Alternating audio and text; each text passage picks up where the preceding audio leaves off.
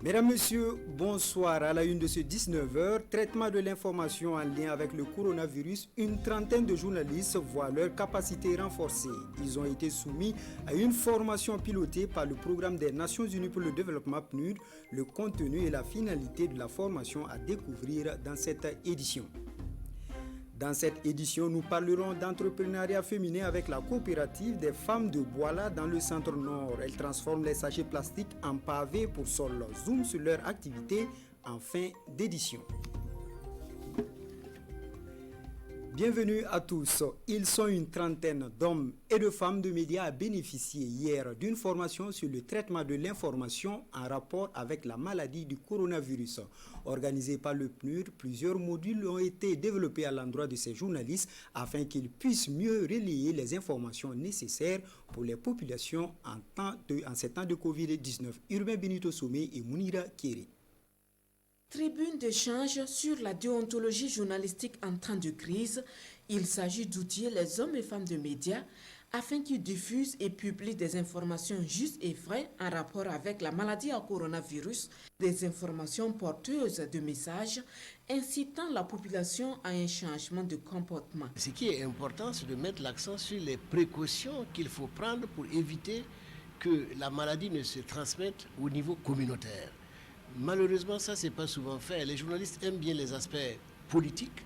Ils vont parler de la gestion de la pandémie, ils vont parler des enjeux politiques, en oubliant que cette question-là, ce sont des questions importantes, j'en conviens, mais ce qui est plus important pour la communauté, c'est sa survie, c'est sa santé, et c'est son développement durable. La rencontre est voulue par le PNUD en collaboration avec l'OMS dans leur volonté de soutenir le plan de riposte contre la pandémie.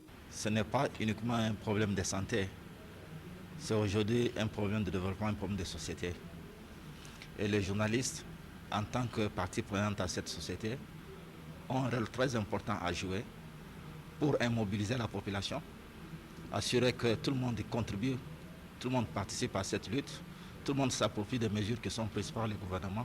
Nous avons tous conscience que la gestion de la Covid-19 au Burkina, au niveau communicationnel, est entachée de différentes imperfections. Et il est important que chacun des acteurs, à la fois le gouvernement, mais également la presse que vous êtes, contribue à revoir cette situation-là. Et l'approche du PNUD est d'autant plus pertinente et intéressante que nous savons tous que nous allons désormais vivre avec cette maladie-là pendant un bout de temps. Et pour jouer pleinement leur partition dans ce combat contre la maladie, invite est faite aux journalistes à se départir des fake news. Et pour cela, ils sont exhortés à toujours cultiver le doute méthodique dans la confrontation des faits, des opinions et des sources. La région de l'Est ébranlée par l'insécurité et la maladie à coronavirus. Face à la situation, la société cotonnière de Gourma, la Sokoma, soulage les populations affectées avec des vivres et du matériel de protection contre le Covid-19.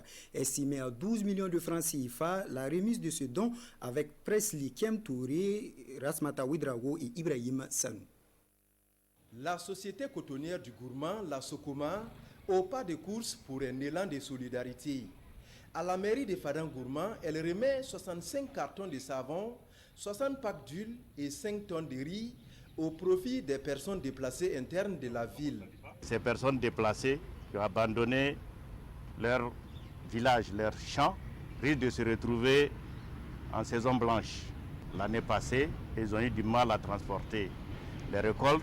Nous avons constaté ces derniers temps que même devant la porte de la mairie, on n'arrive pas à contenir le monde. Parce qu'on pense qu'à tout moment, ils peuvent obtenir quelque chose ici. Grâce à votre accompagnement, je crois qu'on pourra les accompagner un temps soit peu. Cap est mis sur la direction provinciale en charge de l'action humanitaire pour un don similaire au profit des personnes vulnérables.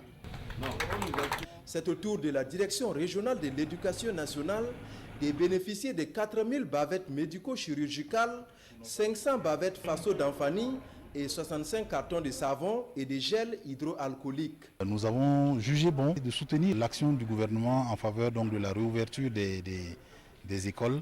La direction régionale chargée des enseignements est un partenaire véritablement stratégique pour nous la Socoma. Et dans la mesure du possible, nous travaillons chaque année justement à les soutenir. Donc, face à la situation des déplacés, nous ne pouvions pas non plus rester sensibles à l'appel des populations, à l'appel des autorités locales, chose qui a donc prévalu à ce que nous fassions ces gestes. Le montant total de ces dons s'élève à 12 millions de francs CFA. Remise de dons toujours, mais cette fois-ci dans le nord où les ressortissants de la région multiplient les efforts à l'endroit du comité de riposte contre le Covid-19. Mardi dernier, c'est l'association AMI avec des vivres qui a donné des vivres donc aux déplacés internes et du matériel sanitaire au comité. Irénée Kabouré et Alidou Alain Savadougou. Plus de 200 sacs de vivres et de non-vivres pour les déplacés internes de la région du Nord et du matériel de lutte contre la maladie à coronavirus. Le geste est de l'association AMI, appui moral, matériel et intellectuel à l'enfant pour soutenir le comité régional de riposte au Covid-19. Le président du comité salue le geste et promet une gestion efficiente de la donation. Mon message, c'est de les remercier et de leur donner toutes les assurances qui nous ont mis des outils de gestion qui vont permettre effectivement de pouvoir faire ressortir leurs donations si le besoin se manifestait. L'association AMI accompagne plus de 1300 personnes vivant avec le VIH selon sa directrice exécutive. Ce don lui a donc été possible grâce au soutien du secrétariat permanent du Conseil national de lutte contre le sida, SPCNLS. En plus de ce que nous faisons au niveau de notre centre en prenant en charge gratuitement tous les déplacés internes qui viennent en consultation chez nous. Pour le Covid-19, nous avons formé plus de 400 personnes qui sont sur le terrain et qui font de la sensibilisation. La région du Nord compte à ce jour 0 cas de Covid-19 et plus de 66 000 déplacés internes. Mois de carême rime avec solidarité. C'est le mois choisi par le NTD de traduire sa solidarité à la communauté musulmane de Bobo du Lasso. Cela se traduit par une remise hier de sucre, de riz et du matériel de protection contre le Covid-19. Le point de la remise avec Drissa Traoré et Kadou Romenki.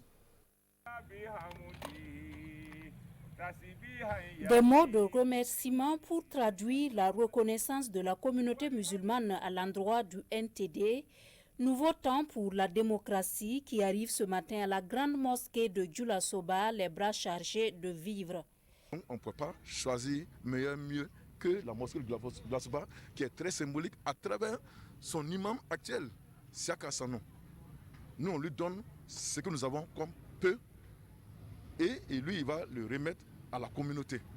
Nous avons pensé qu'à travers cette mosquée, nous allons exprimer notre vision qui voudrait que tous les fils et toutes les filles du jugement de ces pays se donnent la main.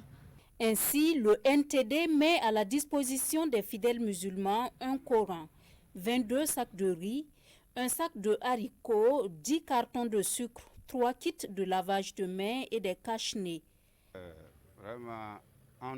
Vraiment, nous sommes contents pour cette œuvre de charité. Nous tirons vers la fin du temps de carême. Peut-être que certains n'ont plus de quoi se payer du sucre. Donc le geste vient à point nommé. Nous ne pouvons que remercier le NTD. Le parti n'est pas à son premier geste de solidarité. Il avait également laissé parler son cœur pour soutenir l'effort de guerre contre le Covid-19. Avant donc la fête de Ramadan, le maire de Fadan-Gourma a convié les fidèles musulmans, chrétiens, catholiques et protestants et les coutumiers à une rupture collective du jeûne d'hier. Entre partage de repas et prières, le maire place ce rendez-vous annuel sous le signe de la paix et de l'entente interreligieuse. Suivez le reportage de Haruna Kabouré, Dandi Bangba et Ibrahim Sanou. Après 29 jours de jeûne, les musulmans de la ville de Fadan-Gourma se réunissent pour une rupture collective. Partage des repas, prières, ainsi que quelques interventions ont ponctué cette cérémonie. L'initiative est du maire de la ville de Fadan-Gourma. Il entend ainsi promouvoir le vivre ensemble et la cohésion entre les religions. Cette cérémonie, nous la faisons pour rappeler que Il est essentiel qu'il y ait un dialogue des religions. Il est essentiel que nous puissions vivre ensemble dans la différence, mais dans le respect mutuel. Les musulmans ont entamé un jeûne depuis bientôt maintenant 1 mois. Il était donc de notre devoir de saluer cela et aussi de rappeler que pour notre religion, il est important qu'ils continuent de prier. Autorités administratives, coutumières ainsi que les confessions religieuses sœurs ont marqué d'une pierre blanche leur présence à cette rupture collective de jeûne. L'imam de la communauté musulmane et l'imam des sunnites, ils ont fait le douara. Nous sommes encore avec nos frères chrétiens, on a rupture ensemble. On dit monsieur le maire merci. Et cette année encore, Dieu a voulu, il a recommandé le même repas. On a demandé des bénédictions ensemble pour nos familles, pour notre commune et pour le Burkina Faso entière. C'est la deuxième fois que le maire de la ville de Fadangourman organise cette cérémonie en faveur de la paix et de la cohésion sociale. Avant de se quitter, il a souhaité une bonne fête du Ramadan à tous les musulmans du Burkina Faso. Comme annoncé dans les titres, des déchets plastiques, on en fait des pavés. C'est l'œuvre de la coopérative des femmes de Bouala dans le centre-nord. Ces femmes donnent ainsi une seconde vie aux sachets plastiques récupérés dans toute la commune. Une transformation possible grâce à l'appui du projet Callington de la ville de Cognac en France. Découvrons cette activité avec Martin Ouedraogo et Yacouba Kouala. La coopérative des femmes de Bouala fait de la collecte des déchets plastiques son cheval de bataille. Les gens adhèrent à la collecte parce qu'il y a 70% qui acceptent de ramasser les sachets. Donc si on dit 70%, c'est-à-dire il y a 30% qui refusent. Avec la sensibilisation, elles vont accepter. J'espère qu'on va atteindre les 100%. Toutes les semaines, ces femmes ramassent les déchets plastiques dans la commune de Bouala. Des dispositifs de collecte sont installés dans les marchés, les kiosques, mais également dans tous les autres villages de la commune. Notre partenaire nous appuie en ce qui concerne le matériel. Vous voyez même l'investissement ici, c'est le partenaire. On a des matériels de collecte. Une fois collectés, ces déchets sont stockés dans ce magasin aménagé. Quelques kilogrammes de sable chauffé dans cette chaudière, puis on y ajoute le plastique. Le mélange est fait grâce à un dispositif à pédale qui fait tourner la chaudière. La pâte obtenue est ensuite versée dans des moules et voici le résultat, des pavés résistants. C'est pour le développement de Bouala que nous avons accepté de travailler ici. Si toutefois tout devient bien, cela sera notre honneur et l'histoire retiendra que nous sommes les pionnières de cette usine. Les premiers résultats obtenus en termes de collecte des déchets plastiques et de fabrication des pavés à Bouala rassurent les autorités communales. Vous savez que Bouala est à, je dirais, 95% agriculteurs et éleveurs. Alors donc du coup, l'impact de ces sachets-là sur l'environnement s'est révélé vraiment négatif et Callington s'est engagé à nous accompagner dans ce projet. Cette unité de transformation a vu le jour grâce à l'appui du projet Callington de la ville de Cognac en France. Les autorités communales et les volontaires s'engagent à collecter et à produire plus de pavés. Mesdames, Messieurs, c'est la fin de cette session d'information. Merci de nous avoir suivis depuis lundi dernier. Bonne suite de programme sur la télévision nationale.